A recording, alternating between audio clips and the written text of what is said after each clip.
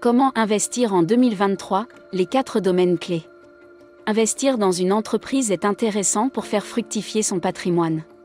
Alors aujourd'hui, j'ai pensé que ce serait une bonne idée d'expliquer exactement comment je compte profiter de ces nouvelles opportunités pour que vous puissiez vous aussi, en regardant cette vidéo jusqu'à la fin, vous sachiez comment je répartis mon argent entre 4 investissements clés.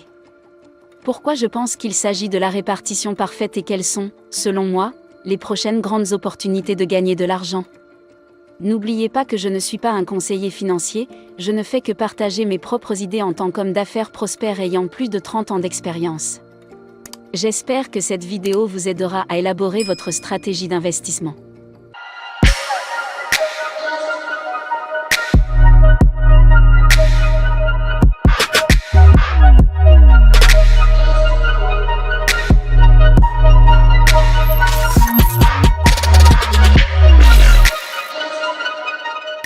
Commençons par mon compte d'épargne à taux d'intérêt relativement élevé.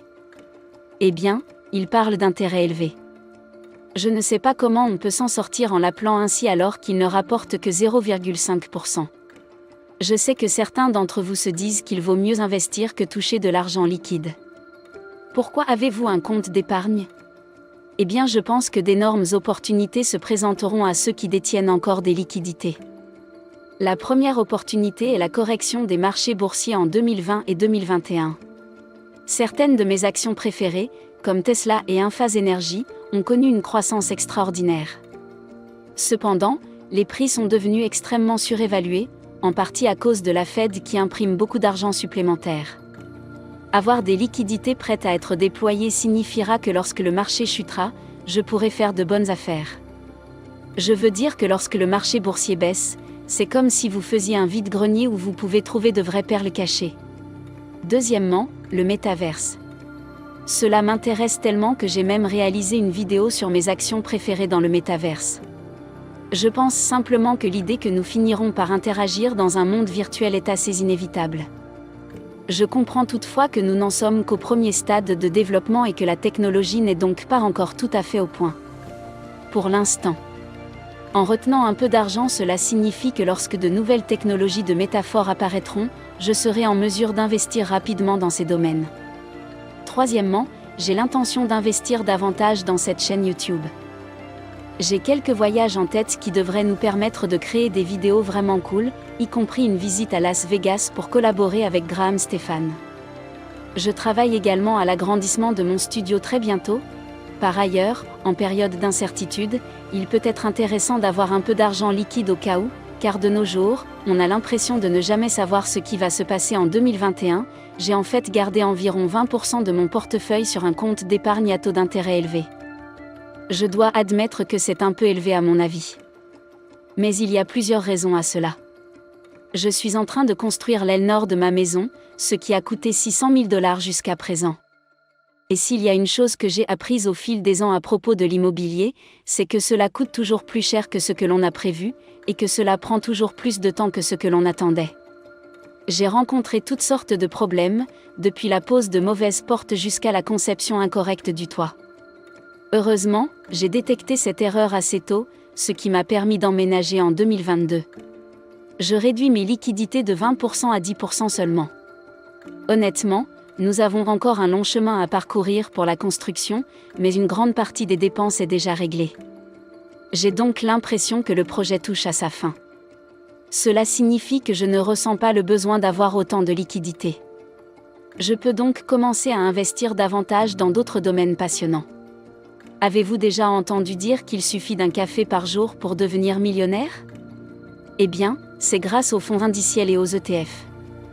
J'ai gagné beaucoup d'argent en investissant simplement dans des fonds indiciels à long terme et, en plus, ils ne demandent que très peu d'entretien. Le concept est très simple. Il s'agit d'un panier d'actions regroupées en un seul investissement. C'est le moyen le plus simple et le plus efficace de répartir son argent. Il existe des tonnes de fonds indiciels et d'ETF différents. L'expression la plus populaire est bien sûr le Samp 500, qui regroupe 505 des principales sociétés cotées en bourse en Amérique, toutes regroupées en un seul investissement facile à réaliser. Oui, vous m'avez bien entendu, 505, c'est tellement bon. C'est à n'en plus finir. Même s'il s'agit du fonds indiciel le plus important de mon portefeuille en termes de pourcentage, j'investis également dans un fonds de marché boursier total. Le meilleur que j'ai trouvé aux États-Unis est VT Sachs et au Royaume-Uni, le VWRL ETF en outre, je pense qu'il est important d'investir dans un fonds indiciel des marchés émergents. Le meilleur que j'ai trouvé aux États-Unis est le VIUX ETF et au Royaume-Uni le VFEAM ETF, mais il existe également de nombreux autres fonds sur les marchés émergents. Cela vaut donc la peine de jeter un coup d'œil. Si tous ces fonds indiciels vous ont laissé de marbre, voici un fait impressionnant qui devrait vous réveiller, le rendement moyen du S&P 500 est de 10%.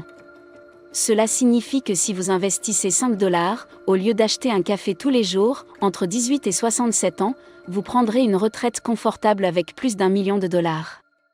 Et si vous ne voulez pas attendre d'avoir 67 ans, il vous suffit d'investir plus d'argent. C'est ce que j'ai fait pendant des années. En 2021, j'ai placé 60% de mon portefeuille dans des fonds indiciels et comme ils ne m'ont jamais fait défaut, je ne vois aucune raison de changer cela. Ces pourcentages ne tiennent pas compte de l'immobilier car je veux que cette vidéo se concentre sur un portefeuille qui peut être facilement démarré avec aussi peu que $100. Je pense que la plupart des gens ont cette possibilité. À ce propos, si vous ne disposez que de $100 pour le moment, je pense que la meilleure chose à faire est d'ouvrir un compte de courtage et de commencer à apprendre à négocier. Nous allons maintenant parler des actions individuelles. C'est là que les choses deviennent passionnantes. C'est un très bon investissement si vous n'avez qu'une petite somme d'argent, parce qu'il vous donne un avant-goût de ce que les fonds indiciels ne pourraient jamais faire. Je sais que lorsque j'ai commencé, je me suis beaucoup amusé à choisir des actions individuelles après avoir lu les états financiers de la société. Cela ne vous semble peut-être pas amusant. Mais c'était le genre de gamin que j'étais honnêtement sans investir mon propre argent, comme si j'avais envie d'apprendre à lire toutes ces données financières. Ce que je veux dire, c'est que lorsque vous disposez d'une petite somme d'argent, il est plus agréable d'investir dans des actions individuelles. De plus, si les choses ne vont pas dans votre sens, au moins vous ne perdez pas des milliers d'euros. L'autre avantage des actions individuelles est qu'elles vous permettent d'avoir une exposition importante à vos entreprises préférées. C'est le seul inconvénient des fonds indiciels, lorsque l'une de vos sociétés préférées se porte à merveille, vous risquez de ne pas pouvoir profiter de ces gains autant que vous le souhaiteriez. Mais bien sûr, à l'inverse, cela peut aussi vous protéger si votre action préférée s'effondre. 2021 a été une année absolument extraordinaire pour le marché boursier, probablement en raison de tout l'argent injecté dans l'économie. Je vois un énorme potentiel pour les actions individuelles, en particulier avec tous les métavers et les avancées technologiques qui se produisent en ce moment. En particulier, je suis très optimiste pour Tesla, Coinbase, Corsair, Matterport et Emphase Energy. Mais je pense qu'il est important de se rappeler que 2021 a été une année folle pour le marché boursier. En moyenne, le S&P 500 gagne 10% par an, mais en 2021, il a gagné près de 30%, ce qui est absolument fou. En 2021, j'ai alloué 15% de mon portefeuille à des actions individuelles, mais après avoir réalisé un profit stupéfiant sur Tesla, j'augmenterai mon allocation à 17,5%. Je sais qu'il ne s'agit que d'une augmentation de 2,5%, mais lorsque je décompose ce pourcentage en argent réel, la différence est assez importante. Cette augmentation est principalement due à mon enthousiasme pour la technologie et le métaverse. D'ailleurs, Public Com offre actuellement une action gratuite d'une valeur de $1000 lorsque vous approvisionnez votre compte avec seulement $1, alors si vous voulez l'acheter, je laisserai un lien dans la description ci-dessous. Mais la principale raison pour laquelle je n'augmente que de 2,5% est mon prochain investissement, le crypto, qui s'est incroyablement bien comporté en 2021. Le Bitcoin est rapidement devenu l'actif le plus performant de la dernière décennie, ce qui signifie que je ne peux pas me contenter d'en choisir un seul.